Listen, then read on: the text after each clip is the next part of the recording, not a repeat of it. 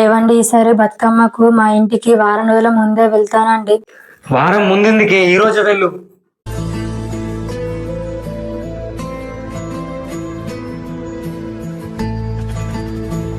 ఎప్పుడు చూసినా మీ ఇంటికి వెళ్ళాలన్న ధ్యాస తప్ప మరొకటి ఉండదా నీకు? బతుకమ్మనా తొక్కనా? నోరు మొయ్యి రావులే. నీకు బతుకమ్మ అంటే ఏం తెలుసురా? బతుకమ్మ అంటే పండగ కాదురా.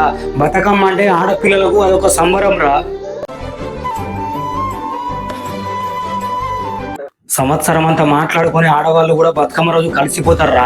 వారంతా కలిసి తంగడి పూలు, గునుక పూలు, బంతి పూలు, గుమ్మడి పూలు, చామంతి, మందారం, టేకు పువ్వు ఇలా రకరకాల పూలతోటి బతుకమ్మను అలంకరించి చిన్న పెద్ద తేడా లేకుండా అందరూ ఎంతో సంబరంగా ఆట పాటలతో జరుపుకుంటారా. నీకు తెలియకుంటే తెలుసుకోరా, కానీ బతుకమ్మను తక్కువ చేసి మాట్లాడకు.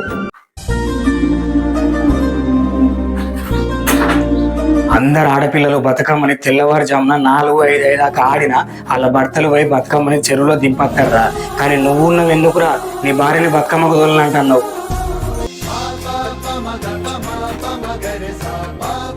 నువ్వు ఈ మాటలు పట్టించుకోకమ్మా. ఈసారి బతుకమ్మ పండుగకు నేను నీతో వస్తా. ఎవడు అడ్డత్తా నేను చూస్తా.